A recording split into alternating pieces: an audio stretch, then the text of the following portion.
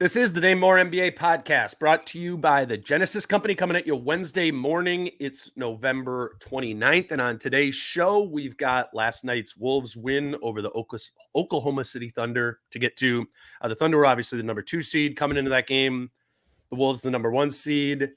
The Wolves might not be going to the in-season tournament, but they are 13-4, which just still I'm processing in my mind that's a real thing. It's Wednesday. I've got Jace with me. Jace, 3 main things I want to talk about today. We can get into other things as well, but main thing in that fourth quarter, Troy Brown Jr., 17 points, and I don't even know if I'm like power ranking the important things he did if like points are at the top of that. So we'll talk about Troy Brown Jr. some. The Wolves defense really stood out to me in the second half, kind of the way, I mean, obviously they played some zone, but there was just, I'm interested in the shift of how they were guarding Holmgren in particular in the first half versus the second half. And then it really stood out to me at the end of the game after Ant got hurt. Mike Conley comes in with like 3 minutes left in the third quarter, plays the entire rest of the game. Another just Mike steering the ship situation and leading the team in plus minus again. But I think what we should start with, because I think a lot of people are scared about Ant going down and getting hurt. Mike checked in for Ant at the 2:40 mark of the third quarter. I think it was, it's a big, high, scary fall. I think we don't have any other like specific information from the team, but we were in the locker room after the game around Ant, saw him walk through the locker room. I mean, what can you just say about what Ant looked and seemed like after the game last night? Super like lighthearted. If there was anything serious, he did not wear it on his face. Like it very much seemed like he was like, yeah, like feeling good because we won, and like just very casual. Like so you making jokes like, yeah, I might miss next game, but that's it, and these which are he's literally made that joke before and not to and us not and even not miss the game. Yeah. I agree with you. Now do I we don't know if he's gonna miss or not. You don't know. Like with something like this, it was a pretty hard fall. Like he was pretty ginger after. Like it might be something where like this morning it's like can't move, right. But I do not foresee this being a severe thing at all. I could easily see it being maybe miss a game, miss 2 games, but it wouldn't stun me if you missed no games, like it really wouldn't. Anyway, like it's one of those things where where it looks like you can't put weight on it as he walks off the court, and then he tries to play, and then it's just hobbling around for 2 possessions as the Thunder just run up and down and score. That just bugged me so much. I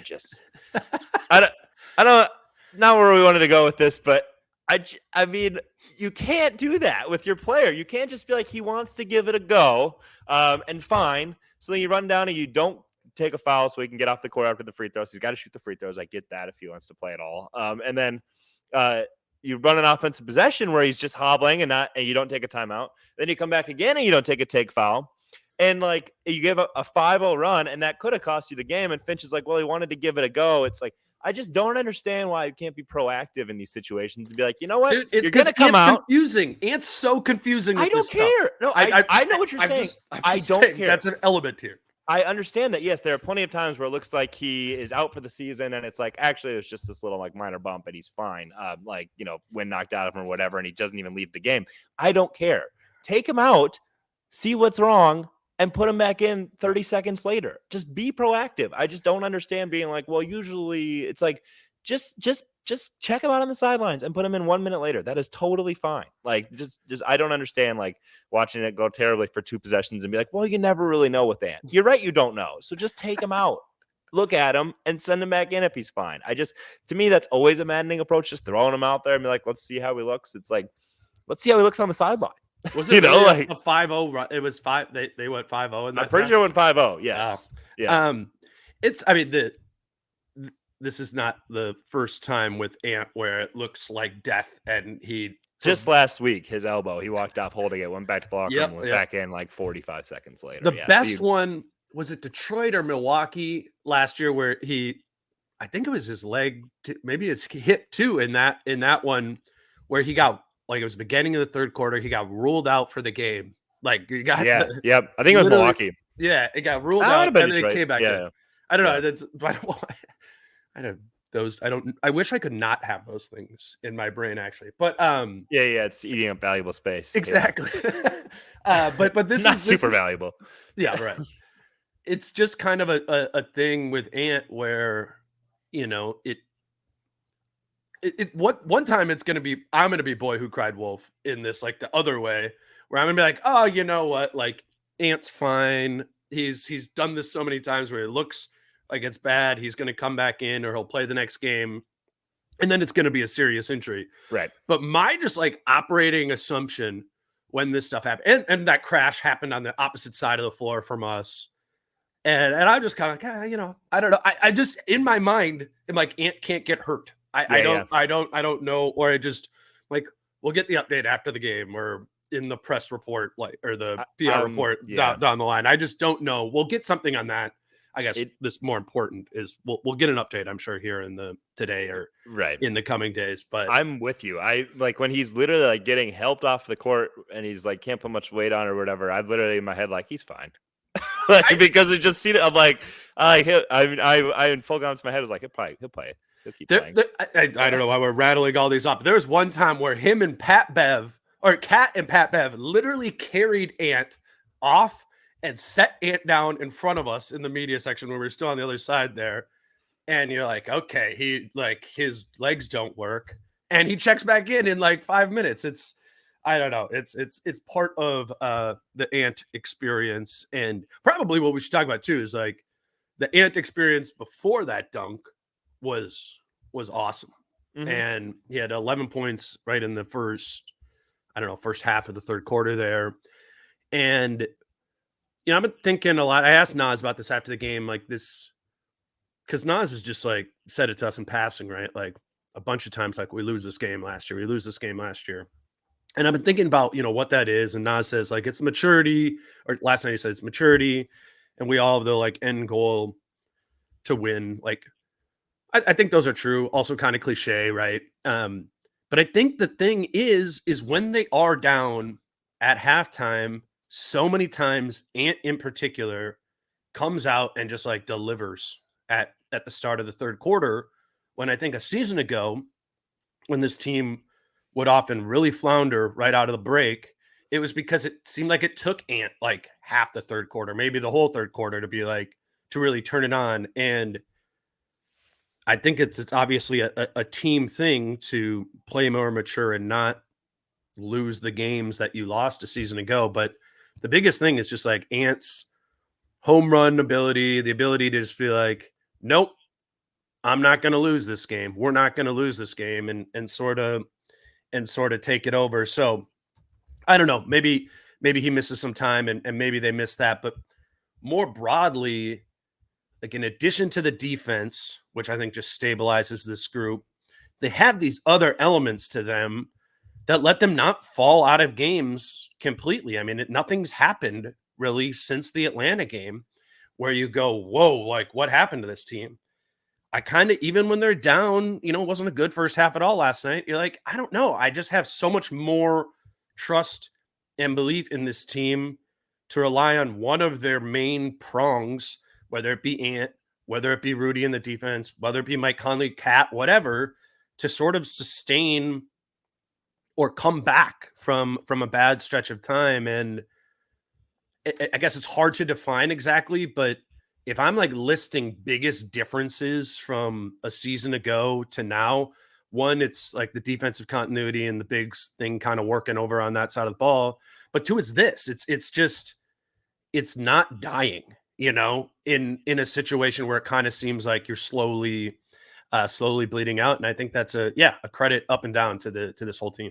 Yeah, and I would say even like last night with Ant in the Kings game in the third quarter, like Ant tried to like play, you know, do like a I'm not gonna let us lose thing, but it was a lot of like rushed bad shots. I thought like poor shot selection. And in the third quarter last night, I was a little thinking in my head like I wonder if he's gonna kind of revert to that. But he attacked. He really attacked the rim. He got inside, like made some tough ones, but like got to the rim, was super aggressive in that way. And I think that's so important for him. Like if you're going to impose your will, do it by attacking. And he really did. And then he obviously hit a transition three that kind of is one of those, like, he's fired up, the crowd's fired up, it's like blow the roof off this thing. But I think it's like those are so much more likely to go down when he's kind of already set a tone from getting to the rim, because A, like, your defender's going to drop back a little bit, give you a little bit more space, and B, like, you've seen a couple go down. So I just really loved his mentality coming out of it. But I agree, and I think that that's kind of a main thing of a winning team anyway, right? Is like, you have so many different ways you can win. That it's not just like, well, if A doesn't work and B doesn't work, kind of screwed. But when you have so many different things you're good at, there are enough things that'll probably be firing to where even if it's like an off night, you're always in striking distance, and you always have so much talent on the court that if you're in thin striking distance, you're bound to make a run, and your runs feel like, I think their runs feel like they have more punch than the opponent's runs feel like right now. Because I like that. Just the way they defend and whatnot. It's like the Wolves can break your back, and it's kind of harder to break their back. I wasn't at the Kings game. I was out of town. I didn't watch it till Saturday, and I wasn't, really like tracking what you guys were saying or anything, but it jogged my mind when you're talking about Ant in that Kings game and getting downhill, and what do you take, like 16, 18 free throws or something in that game? I mean, when you were watching that live, were you thinking this was one of Ant's best games of his career? The first half, I definitely did. The second half, not quite as much.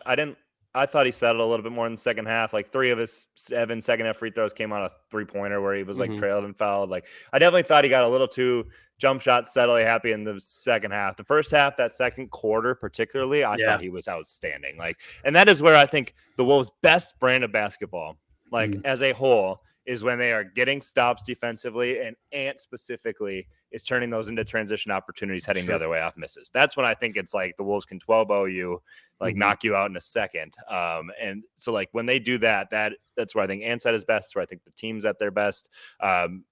So yeah, that was where I was like, yes, Ant has the perfect mentality right now. He pushed them back into the game by doing all the right things. So yeah, like especially that first half, that second quarter particularly, Ant's had some great moments this year. That was one of his best, in my mind, like flashes of the season. Yeah, it's funny. It's like going into watching, I know they lost the game, so maybe I kind of come into it with like a semi-jaded like mindset of like, this was a bad game. They lost to the Kings. And I'm watching, I'm like, man, this looks awesome. And obviously the Kings are making all those threes and everything. But I mean, that's not going to be 18 free throws a night for Ant or downhill like that every single night for him. But that is, again, I keep saying like stabilizing factor, that they have these multiple different things that they can get to. I think it's so it's why they're 13-4. It just is the diversity of those sort of things that they can get to. And I just remain impressed by it and want to keep giving Ant more and more credit. Like I feel like it's almost at the point where we're underrating Ant and what he's doing this season, because we can nitpick the little things about him, but I mean, this dude is all NBA, playing at that level right now, and it's almost just becoming assumed, I feel like, that we're forgetting that he's 22. We're forgetting that we're a year removed from a lot of things to nitpick with him, and I know it's kind of a random time to bring this up, but just again, over the weekend wasn't doing very many pods. I'm just like, man, I feel like let's not forget to recognize how special this is, what Ant is doing right now, while also knowing I think there's more ceiling to what he can do. Yeah, I think for sure. I think the reason why sometimes it's easy to look past it is like because of how many good players there are on the team right now and how many with things they're doing well. Like, because I mean, when Ant got hurt last night, they were then without Ant and Jaden, and I'm gonna be honest, I still thought they were gonna win the whole game. I really did. Like, I thought they were going to win, and it is because like even the roster still they put out there, with as long as like Rudy and Mike Conley are in the game, I still think they're probably gonna win. And I think that's why it is almost easy to like, well, look at what A, B, C, D, and E are doing. It's hard to hyper focus on just A. Like that's one thing that probably should be noted. Back when they traded for Rudy Gobert, is like Tim Conley said it again and again. It's kind of like to help Ant to like, put winning around him, make sure he's in this winning environment. And like he is ascending at a super high rate, and a big part of credit goes to him for that. But at the same time, like it is because he is in a really good environment right now with a lot of veterans who know what it takes to win and are putting forth that effort on a nightly basis and are helping him progress both verbally and through example as well. Like, you can compare him to a lot of young players in the league, and Ant, I think it's clearly shown, has maybe some of the most special talents of those players. He's also in the best situation, like almost bar none, I would say. And so, like, it's a credit to him. It's a credit to everybody in the organization. But, like, that's why I think what Ant's doing is sensational. I think you're right. It's all NBA, and, like, that is a massively high bar. There's so many guys who are doing so many things for this team. That's why I think sometimes it can get a little overlooked. Is like, you know, you want to be like, yeah, Ant was great. Yeah, Ant's always great. Look at how great this guy, and this guy were. You know, like, I'm totally with you. Like, you should remember, like, once a week to give him his flowers. Like, the guy is literally like an NBA Player of the Week nomination every week right now, and deservedly so, because of what he's doing on both ends. And he's progressing as a player physically and mentally as well. And so that's all really great. But at the same time, like, if he misses 3 games, part of it's because the schedule's pretty soft coming up here. I still would pick Minnesota to go 3-0. Yeah, I like that you mentioned Tim Conley there too, because, like, I don't know, like, I'll cop to it. Like, I certainly had this time last year questions about that, of like, too early to go all in around Ant, yada yada yada, all that sort of stuff. That is proving to be a logical maneuver to put Ant in a winning situation really early. The idea was that it would get the most out of Ant, and I think that's, again, 13-4, proving to be true. Let's grab our first break here. Today's show is brought to you by Your Home Improvement Company, and I'm just really excited to have another local sponsor. I love having sponsors that, one, listen to the show, and two, can help you, other listeners, have a product for less money that is something you might be able to use. Your Home Improvement Company is that. If you're looking to take on a home improvement project this summer or this winter, definitely look to them. In particular, if you're looking to replace your windows, act now while Your Home Improvement Company is offering half off your entire window project, at half the cost. Or if you're looking for a bathroom install, don't wait around. A lot of companies, it takes a really long time to schedule something and then to have that executed on. Your Home Improvement Company has a 30-day guarantee from setting the appointment to having your project done. So you call them today, you can have a new bathroom by New Year's Eve, done and by trained and certified professionals, so you know it's done right the first time. No interest, no payments, nothing down until 2025 if you do a project with them. Again, if you have a home improvement project, keep in the Wolves family by using Your Home Improvement Company. For more information, go to yhic.com or schedule a free consultation by calling 406-278-6177. That's yhc.com, or call 406-278-6177. Your Home Improvement Company, your home made better. All right, Chase. Next up, Troy, the defense, Mike Conley. Which direction do you want to go? Oh, it's a choose your own adventure. Yeah.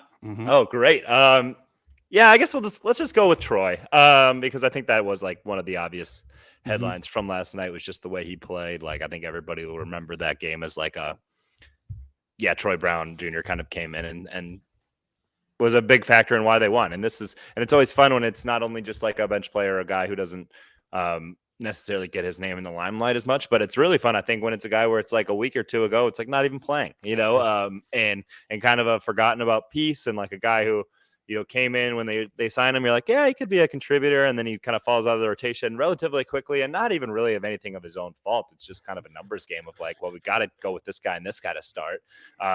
And then, but as is always the case, like, a couple guys go down, you get your shot, and Troy Brown Jr. is just making the most of it. Like, for me, it's just that he's playing with such a high energy right now. Like, and he's just doing everything. Like, if there's a loose ball, he's going for it. If there's a big rebound, like, he's getting it. Like, he's doing everything right. And I think when it comes to a team where you have so many, like, high end players and players who excel offensively, defensively, particularly, like, are great scorers and whatnot, like Troy Brown Jr., the value of him is you can insert him, I think, in any lineup with any guys, whether he's played with them or not. And just like the little things he is doing, those mesh. We talk a lot about connectors and glue guys and whatnot. Like, he has been a connector because he's making the right decisions, and he's defending hard, and he's grabbing rebounds. Like, to me, it's like that is a perfect fit for this group right now. And he fits so well around all these different pieces because he's just playing basketball the right way. And so it's cool then when somebody who's doing that is also then connecting on big threes and whatnot that help you seal games late. Kind of Taurean Prince-y, right? Yeah. Like I remember beginning of the season talking to Britt, and I think we were going through the wings or whatever. And my one question I had about Troy Brown was like, I would think he's a more than capable shooter. He's big. He's actually pretty young. He's still only 24.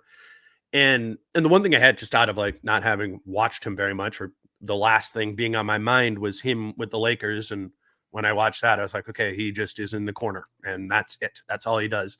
The question I had was how physical is he?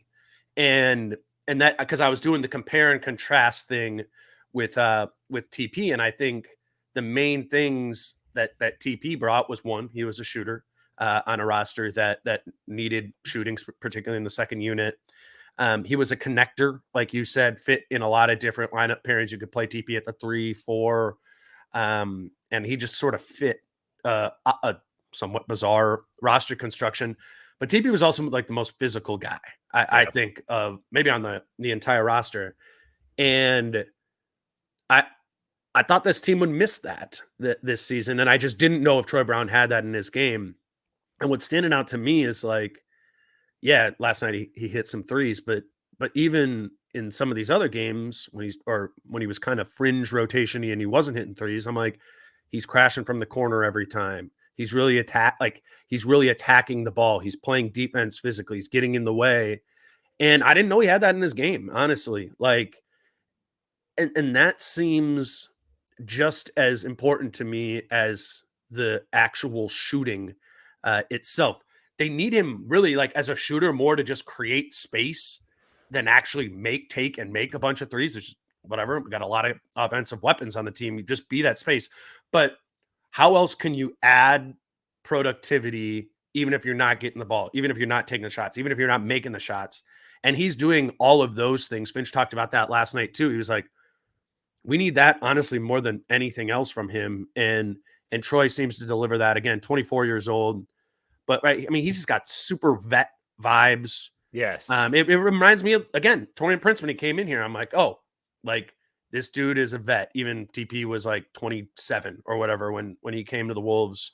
I get so much of that sense from Troy as well, even if he's a little more softer spoken and kind of blends in a little bit more to the group. But that was a critical, needed role on this team to replace. Shake Milton hasn't been replacing that, and Troy thus far in this time really has. I think that's totally noteworthy. Are you just in your mind ready to? Granted, we got to see how this Ant injury plays out, so there might be multiple spots available in the rotation. But are you ready to go like Troy's every night in the rotation, even if that means Shake has to come out? Yeah, I mean, then they kind of have to reconfigure things a little bit in terms of like even more point guardless. And like, don't get me wrong, I don't really consider Shake Milton a point guard, but like that is something that they'll have to kind of like figure out. But I Could just Troy do that same point guardy, whatever you're right. Shake's You're point right. guard stuff is? I don't disagree. I mean, I think it's generally, and Nikhil can too. And Nikhil has taken on more of that role, which gives them a lot of flexibility, I think, in that regard as well. Particularly like if and when they get back to, you've got your full complement of guys, or you've got your top 9 in general. Like Nikhil can be in that second unit with Troy and handle more of those point guard duties anyway. Like he's largely been doing that alongside Shake regardless. And you also obviously always have the Kyle Anderson option. I think so. Like I think you have to reward good play and just smart play and doing all the right things. Like I agree that fits in perfectly on this roster. Like, and it's just like at some point you've got to go with the guys who are playing best. And Troy Brown Jr. has played really well. Like like you said, even when he's not hitting shots, I'm like, he's doing the right things. Like that's all you can ask for. Like I know we'll talk about Mike Conley later, but like even when he shoots 3 for 14, I'm like, he's doing all the right things. And that's why you're a plus 17 or whatever. Like you can so much basketball, like yes, hitting shots, make or miss league, whatever, but like it's like do the right thing, and then if you do the right thing all game, enough shots will fall. You'll get enough stops on the other end where you put yourself in a great position to win the game. And Troy Brown Jr. has proven to be that kind of player right now. And I do think also like it's cool that it's clearly shown that he's a guy who's been put in so many different roles in his career already, like playing, not playing, closing games, not closing games, playing 10 minutes, playing 25 minutes, that like he can go into the end of a game last night in a big game and like have the confidence to attack when that's the right play, have the confidence to take that shot when it's the right play, do so looking very comfortable, like so plug and play. Like I've been super impressed with him. And like when he talks to us after the game, like just sounds like the most veteran player of all time. Like with just the right approach and everything, and just like very professional. Yeah, big fan of Troy Brown Jr. and what he's brought lately. And that extends far beyond, just like the shots he made at the end of the game. And so what I'm thinking about with like where I'm at in my head with like the Shake versus Troy Brown thing is like, yeah, I think you make that swap out now and you accommodate, like you said, you figure out some handling stuff, whatever. I also think like it could end up being a good thing for Shake Milton. You're 17 games into the season. Even if the next couple games, if Shake were to be on the outside looking in, that doesn't mean he's going to be out of the rotation for the whole season. Probably not even for the rest of the month. And like even right now, like if Jaden, like it depends on when Jaden comes back. Like these next couple games, it sounds impossible for him to for Shake to be like out of the rotation. Yeah, right? yeah. Like maybe a reduced minutes role. Maybe you're down playing like 10 minutes, whatever.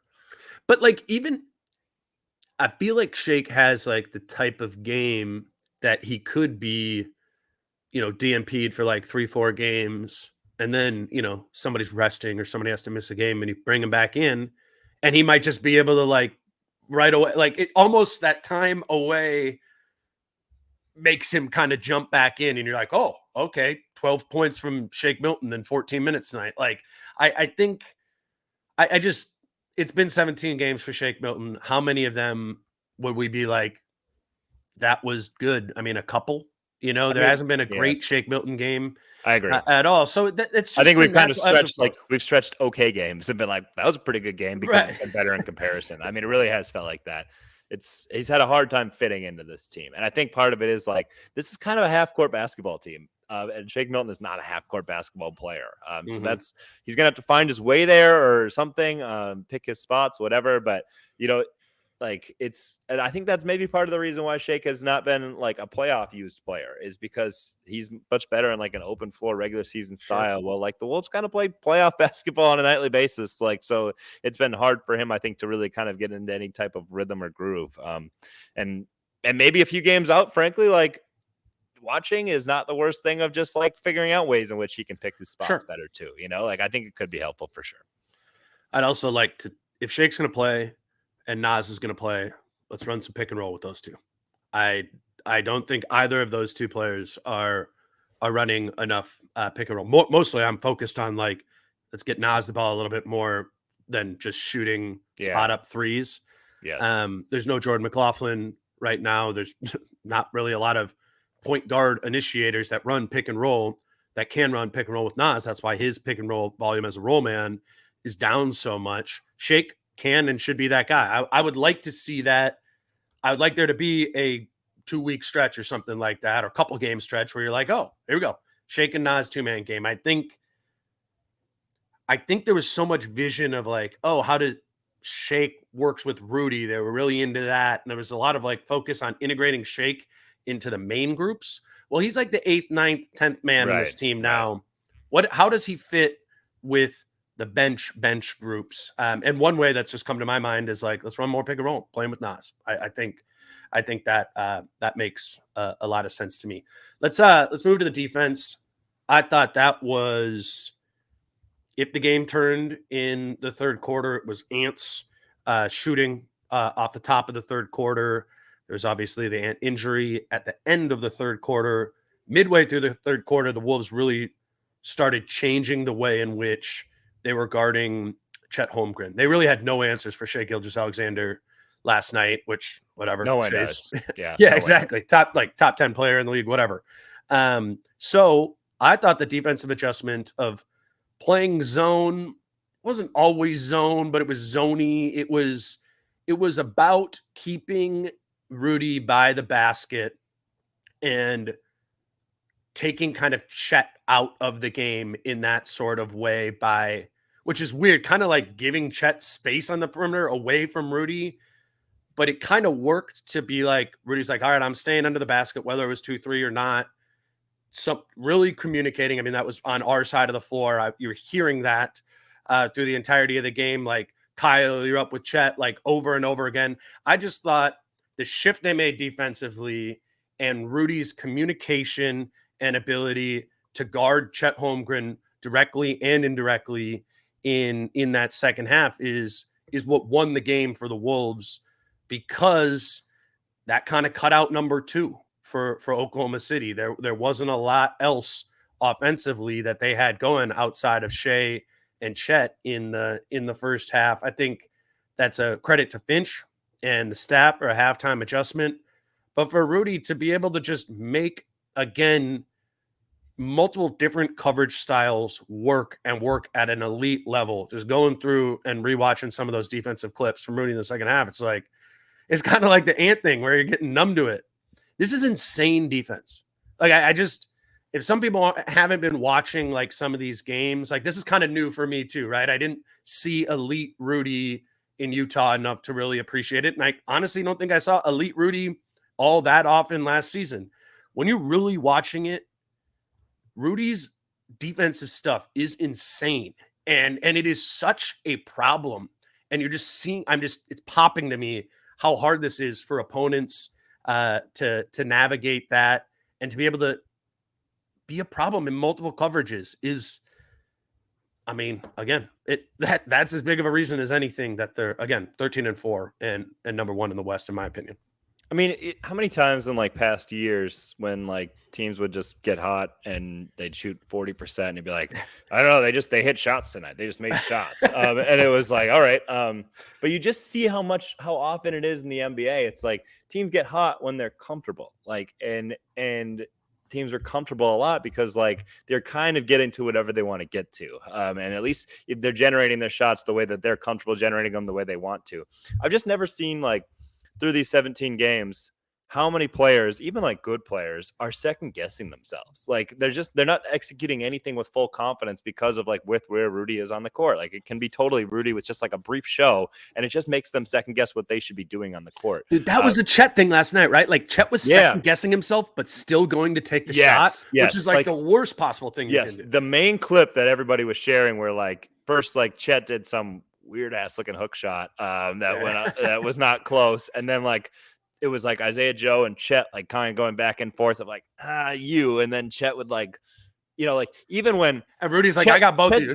Chet's like at the free throw line and he pump fakes and Rudy takes a step out, and if Chet just goes immediately, he's in a good spot, but he's constantly like thinking through the play with Rudy on him because Rudy's got him thinking so much that Chet was too slow to take advantage of that, of Rudy kind of jeopardizing himself by taking that step out. So then he gets off of it again, and then he gets it back, and then he takes like an 18-footer that frankly was kind of open. Like Rudy didn't really affect the shot, but again, he's just not doing anything comfortably. So he airballs it by like a foot, you know, and that's just like, it's like, you don't have to block the shot. You don't have to tip the ball. You don't even have to have like your hand like in the guy's face. If you are just constantly doing enough to where he's not entirely sure of what he should be doing, he's never comfortable, you're turning like, you know, an A player into like a C player really quick. And that's what Rudy does all the time. And it so often shows itself like when guys are specifically trying to attack the rim. But we see it in his one-on-one matchups a lot too. Like, and that was very evident with Chet in the second half. Chet looked like he was like, I'm not sure what's a good play right now. I'm not sure what's a good shot, what the right play is. And when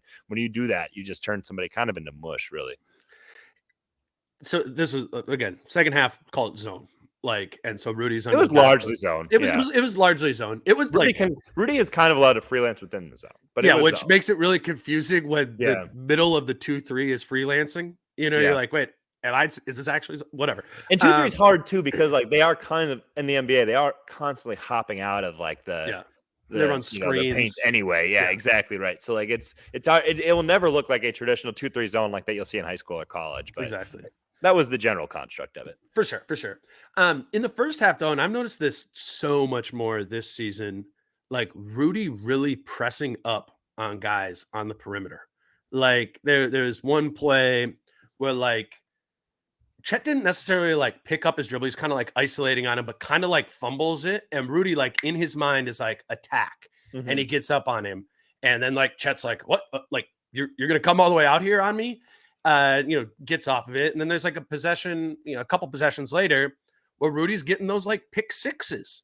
Yeah. Where he's just like getting Yep. up and denying the ball. He did that on Valanciunas a handful of times in that Pelicans game a couple weeks ago. Like, this is just, those are two totally different things. And I know the second half was better than the first half, but Rudy was like a hounding perimeter defender on Chet in the first half. And I would say individually that worked. I thought the defense kind of broke down around him in the first half, but I'm not giving Rudy. I think Rudy did his job there too in an impressive way. And then in the second half, he plays the center of a 2-3 zone. And you're like, that was awesome too. That was just in the midst of one game, two completely different styles of defense from Rudy Gobert that have nothing even to do with like pick and roll coverage, drop, whatever. We're just like, wow, you're doing so many different things defensively. And again, kind of like with the Ant stuff, I don't want to go like a week, 10 days at a time without really acknowledging this, because it is a 10 out of 10. Like, what Rudy is doing is like a 10 out of 10. And the only times it's ever like not a 10 out of 10 is because he's pissed because he got hit in the face the possession before, or like the ref, he's got a little bitty beef with the ref going down the other direction. Other than that, man, 10 out of 10. Rudy Gobert defensively this season on like almost every possession. And I'm growing such an appreciation for somebody doing that every night. Every night. That part is the most impressive part of it, because nobody else, Ant doesn't do the things that he's best at every single night. Carl doesn't do the things he's best at every single night.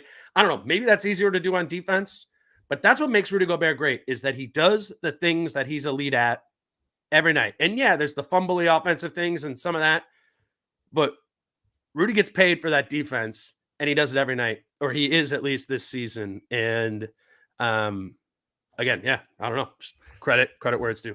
Yeah, and that's where I'll probably write this sometime later.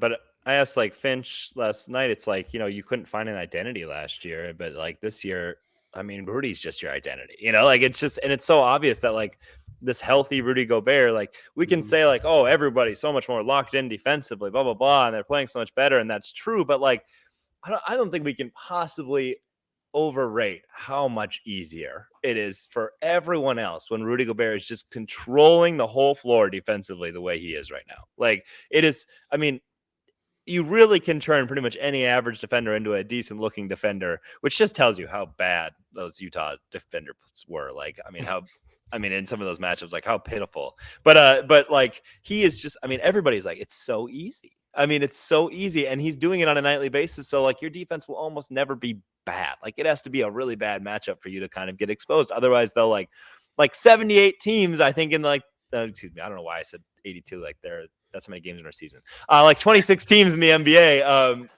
like don't really have an answer for it. Frankly, like, and when he brings it on a nightly basis to where like you might win, but you are not going to have an easy night offensively because Rudy Gobert is controlling that end of the court. And like everybody else, yep, you're doing your job, but your jobs are all pretty easy, frankly. Like when you've got a guy like Gobert, like you have already taken off so many of the responsibilities that you would traditionally have in your matchup because you have Gobert behind you. It's dominant. It really is. Like that is the every night thing. That is why Minnesota is so consistent. Like, because they are really good defensively every night, and they're really good defensively every night because Rudy Gobert is dominant defensively every night. Like he is literally their identity. Like that is why they have like this identity. It's why they are like this defensive team. It's because of Rudy Gobert. So like, frankly, like he'll never win it, and I don't think he should win it. But like that frankly should deserve some MVP recognition as well in my mind. I really think that should at least be discussed on the fringes of like, this guy has made this team incredible defensively. You know what? Let's start with Defensive Player of the Year. Sure. Before that, because again, and I'm cop to this of like, I didn't see or totally recognize who and what Rudy Gobert was defensively before he came to Minnesota. Right. I, understood you saw some of it, right? I mean, they were a really good team. I'm not saying I never watched Utah, but you don't really understand it until you're watching night to night. Because you're not watching other teams play that closely. Actually. Exactly. Like it's like you're watching the game, but I'm watching it from an entertainment standpoint. But you or I, in the 3 years that he won Defensive Player of the Year, I don't think we were ever in our heads like, what? No. Like, and it's because, and I think it was because you saw the numbers too. You're like, all right, I've seen enough of this, and man, these defensive numbers are insane. Yep. You know that the Wolves are actually have a better defensive rating with Rudy off the floor than on the floor this season Yep. still. And obviously that's not true. Like that is like the most hazy thing that goes different directions is on off defensive rating, but it's something he always had like so much in Utah that you couldn't ignore it. And so I think if you're one of the award voters, you're obviously looking at that, and it's the end of the season. You're like, oh man, they were 12 points better per 100 possessions with Rudy off the floor. Like that at least puts him in the top 3 here. And now what did I watch and choose from there? I bet that is going to be a thing at the end of this. I think Rudy, just from what I've watched of the league and obviously watching Rudy closely, deserves to be the favorite for that right now. I think he's the betting favorite. But I'm curious when the time comes around and people are actually voting on this stuff, that's normally the things they've gone off of, I think, is the on-off differential defensively, the defensive estimated plus minus. Like Rudy's like 5th on the Wolves in defensive estimated plus minus. Right. Like, get the fuck out of here. Like, Right. I mean, he's the best defensive player on the team. And everyone knows I use those metrics. I think they're the best things we have. But as Tibbs would always say to us, we were asking about these defensive saves. He's like, there's just not great defensive metrics out there yet. But I was looking at that up this morning, and I'm like, wow, the defense is quote unquote worse with Rudy on the floor this season. When but I agree with everything you just said. He is the identity of this team defensively. He's the reason that they have this defensive identity. And if they are the number 1 defense by season's end, like give that award to Rudy Gobert. I don't care what his differentials are. You know, what's so amazing is like, I rely on those numbers too. And because it's like, defense is something that is so nuanced and really you have to watch. I mean, you have to watch like the games play out possession after possession after possession. And you cannot do that with every team in the league. So like, I don't blame any awards voter. You can't do that. Even Zach Lowe can only watch so much of every team play, like for sure, possession after possession. Like it just doesn't work. So eventually you have to rely on some kind of numbers to just like base your argument. You're like, I've seen some of this. I think this number kind of backs that up. I'll have to go with that, to have like a definitive opinion. It's like but watching him play on a nightly basis, like he sets the tone where like, even when he's out of the game, you still see teams like not really testing the paint because like they're already numb to it. It's like, I can't go in there. Like, what if Rudy just like walks onto the court, See, that's the thing and how do you track that in the numbers? Is that like guys, the playing just style has already been determined, like teams aren't going to toggle offensively, just like the Wolves, like heavy toggling, like showed how hard that can be defensively last year. Like offensively, it's hard to be like, well, this guy's out for 4 minutes. Let's do this now offensively. Your game plan's kind of determined, frankly. Let me grab another break here. Quickly, want to let people know we have tickets again for the Wolves Jazz game on Thursday. Again, we're giving those away to Patreon subscribers throughout the season. Let you know a couple days before every one of these games that we have those available. But we need you to send us a message on Patreon to let us know that you're available for that game. That's a game you will actually go to. So that's patreon.com/DaneMooreNBA. Subscribe there. Send us a message. Thank you if you already have been a subscriber. We're just trying to give you guys a little kickback on that. So let us know if you're available for Thursday and join us. Patreon.com/DaneMooreNBA. All right, Chase. Last topic I wanted to hit on today. We can get through this one a little quickly because I know you have an oil change. But I just thought what Mike Conley did at the end of the game was so intensely valuable and such like the epitome of this team doesn't have backup point guards. We know that all the time. And Mike plays for like 6-7 minutes at a time normally. And you're like, okay, now they need to navigate this next 6-7 minutes when Mike's off the floor. Is 6'9" Kyle Anderson going to play point guard? Is it Shake? Is it Nikhil? Is it Ant? And it's kind of like no one in those times. If it's not, it's mostly just like, go ahead, Ant. So Ant's out. Obviously, J-Mac's out. And there's 15 minutes left in the game. And Finch brings in Mike Conley for him and doesn't take him out the rest of the way because, quite frankly, you lose, right? I mean, you lose Right, that game. right. I think if you take Mike Conley out for any of that stretch of time, we talked to Mike about it after the game, and Finch was like, I probably should have subbed him, but Mike was telling me he's good. You do have like a decent amount of timeouts in the fourth quarter that you kind of burn through there.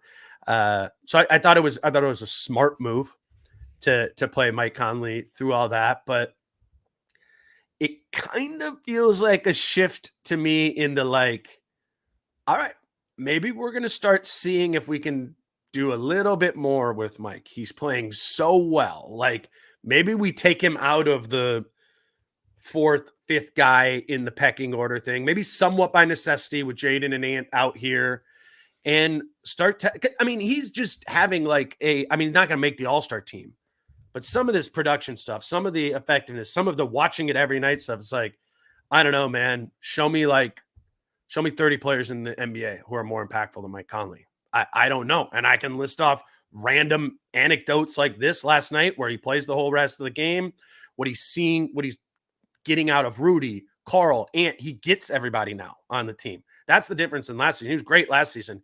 He just he has his chessboard memorized. I just thought that was huge because he played starting point guard and backup point guard last night at 36 years old and played more minutes than anyone else on the team.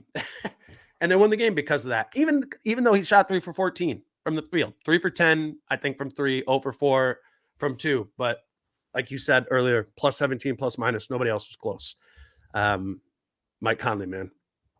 It is one of those things where like, I honestly think like Ant is the best player on this team for sure. If you said like, who would you take off the team that would remove the most wins over the course of an 82 game season? Like, I think it might go like Rudy and then Mike.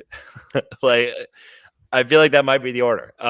Because I think just like a Rudy Mike team would still win like, a lot of games, just on their own. But Mike, like, I think what's so amazing about Mike is he's option D, like, or whatever in the offense. And he's a great option D.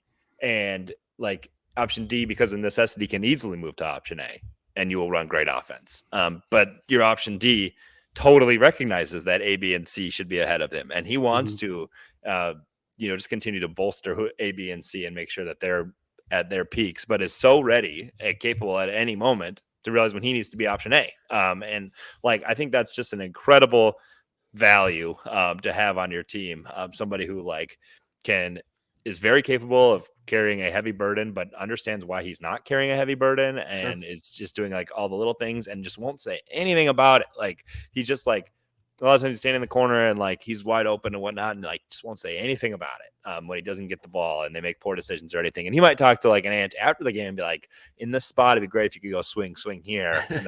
And then me or anybody else there can get an open look. Like we see him do that all the time.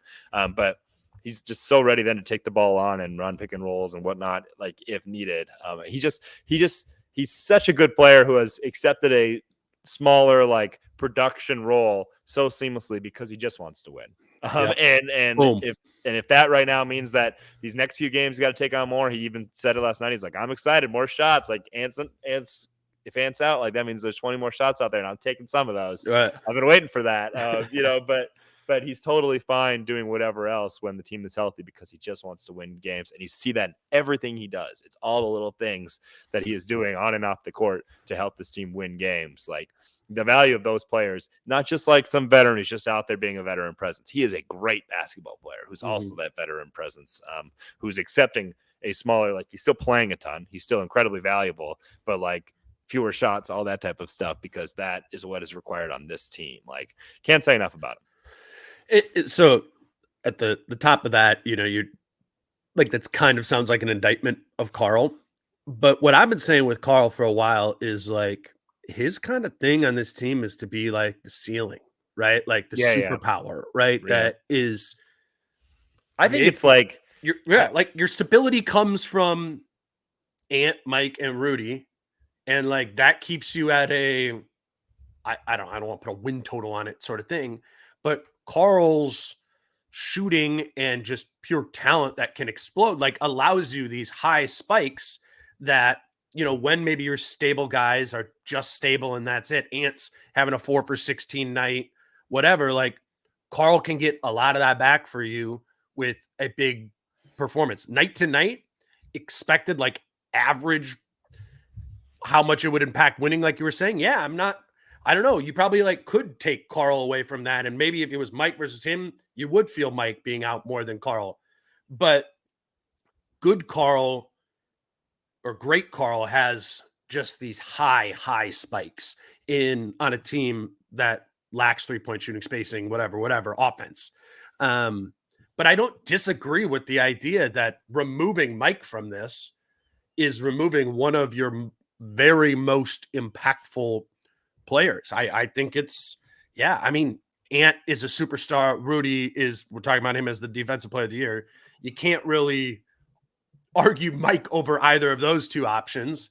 But I think it's just really a credit to him to be like, yeah, it's hard to say sometimes who's the next most valuable between Carl and Mike, because they have values in different ways, I guess is what I'm trying to say. And I think that's what you're trying to say too. Yeah, and it is like you say, like, well, you can't say Mike over those other guys. Look at how elite they've been. Like, I mean, I will stand on the box of like those guys look as elite as they've been because Mike Conley's on the court as well. Like he's in this fold. Like he really elevates guys around him. Carl's, like, you can disagree with this if you want, but like I think Carl's main role right now is like when teams sell out and shift their whole game plan around Ant, like then it is Carl's job to come in and make them pay for it. Sure. Like that, and I think we've seen that in games. Like we've very rarely seen games where like Carl and Ant are going off this year. I think that's kind of by design. I think that's fine. Like fans having a great night. It probably means that he is taking advantage of certain things, and then like if he's not, if teams are going like we've really got to pay extra attention, we've got to provide all our help to this guy, and like Carl then ends up in a really good spot, advantageous position, then he goes off for 30, and it's like, well, made you pay for that decision. Sure. Like I think that's kind of Carl's role on this team, and I think that's a great role, frankly. Like who cares if you score 18 a lot of nights or whatever, and you're kind of a footnote in the game, and then when your time is there to carry the load, be ready. 18 footnotes are okay. Yeah, exactly. 100%. Yeah, 100%. I was looking this up before last night's game, and I was like, man, what has Carl been shooting over the last 10 games? And was really, really good. You know, it's really like good, really 50 some percent from three. He's also 50 some percent from like the mid range, and then at the rim it was like 67%, which is like average. Yeah. And I'm like, okay, so like not great at the rim, but elite from the mid range, where Carl's actually taking a decent amount of shots from and from 3-point range. But I'm just looking at the total number of shots, and I'm like, man, he's really taking the vast majority of his shots not at the rim. And that is, I think that is a credit to Carl I don't know, it's a credit to what's available out there. Yeah. Right. Yeah. Like there's just the reality of the situation, and what probably takes it away from Carl being able to be like a 30 a night guy is there aren't enough driving lanes to the basket. There's very little easy out there for him.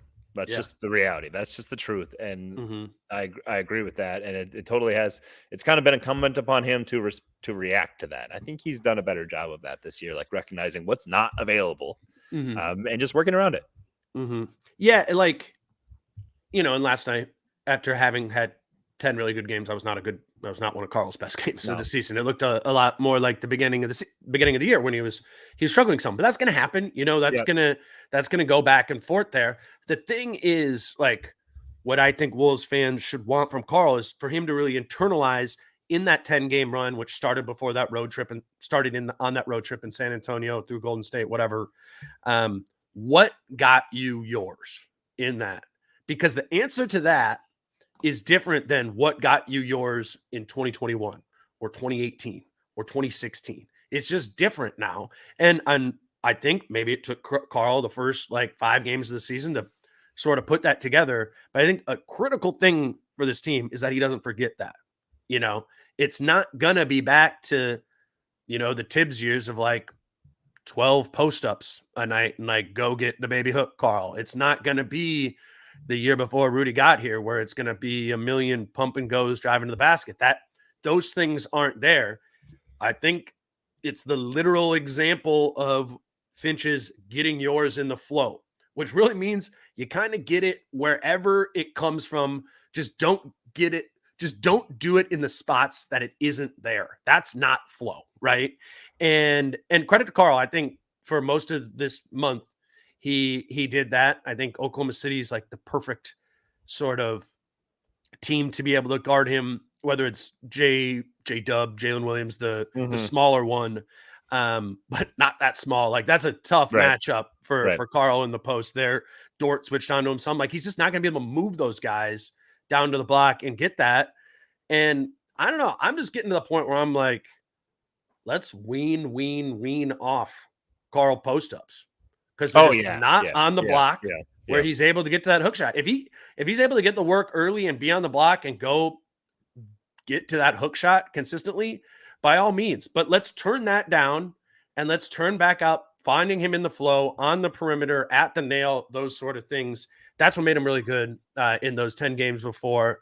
And I thought Oklahoma City threw a pretty strong wrinkle at him there that had him a little discombobulated in that game. Yeah, I'm with you on the post-ups. Like, well, just toss them out. It totally is like, because it's the same problem. That's crazy, dude, though. Like, I mean, think about 5 years ago being like, nah, 5 years from now, Karl's not going to post up. But, it's just, but I mean, the biggest thing that we've seen for a long time is like, what's the biggest way to defend the way that they defend you in the post? It's like, you got to run down the court and get your position early, do your work early, like you mentioned. That's just not the player he is. Like, that's fine. Like, this team does so many other things well. Karl does so many other things well. Like, I just don't think it's necessary.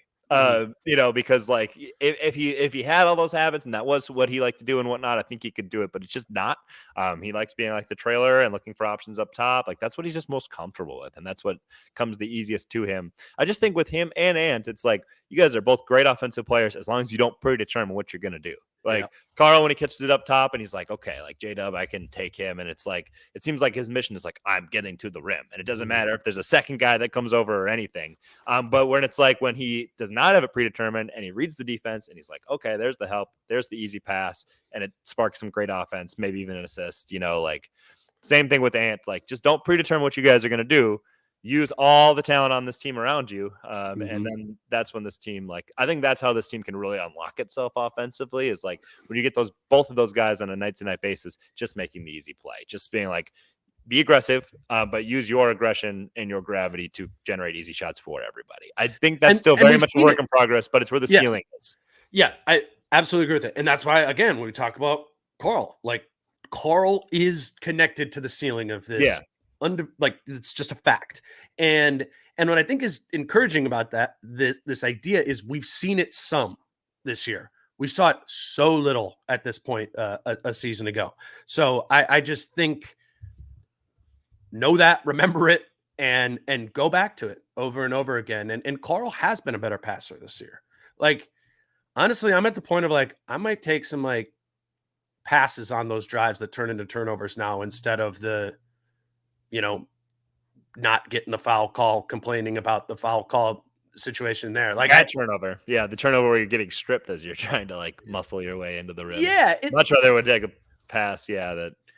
And I think that some of that is hard for Karl, is like that some nights is like you need that, some nights you don't. And I do actually believe if Karl can like stay cool and comfortable in this role, that he's going to be comfortable and it is going to be like a positive sloping linear progression over the course of the year. I really do, so long as he can intuit that this is the role, this is the opportunities that's there on this roster right now, and we're really good. Something he's asked to be forever and wanted and needed around him. He has those better teammates around him, and because of that, he has to sacrifice some.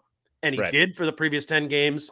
Last night, a little bit off that track, like get back on it against Utah, like kill Utah, kill Charlotte. Like this is where like you should eat, Karl, particularly if Ant's out. Like that's actually probably, I didn't even think about it, like needs to be more Karl in these next couple games if Ant is to miss any time. But even just in general, like find more effective, better, consistent offense, and then the offense of this team starts catching the D. I don't know if it is.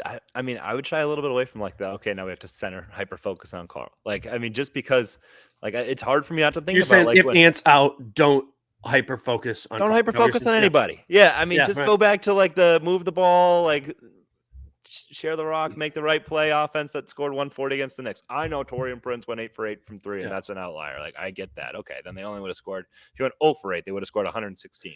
Like it's like just move the ball, play good offense, like get into that. And then I think then if you can kind of spark some of that with Ant out, and Ant's been great, but like the half court offense hasn't always been awesome. But like I think that's a way that everybody can get into a really good flow. Then Ant can rejoin that flow, and maybe it can be a little bit of a positive for the offense. Like they've been a phenomenal team. I think that's where you still see a lot of gains that are left to be made. And I think maybe you can like really get everybody going. Maybe this is where like they're moving the ball around so much and whatnot that everybody on the bench, Kyle Anderson gets going a little bit more, Shake Milton gets going a little bit more. Like you can kind of find that rhythm if everybody's just really playing like next pass, next play kind of offense because there's nobody to focus on. So I don't think I'd be like, okay, Ant's out, Carl, let's get 40 out of him. Like just let the offense unfold, you know?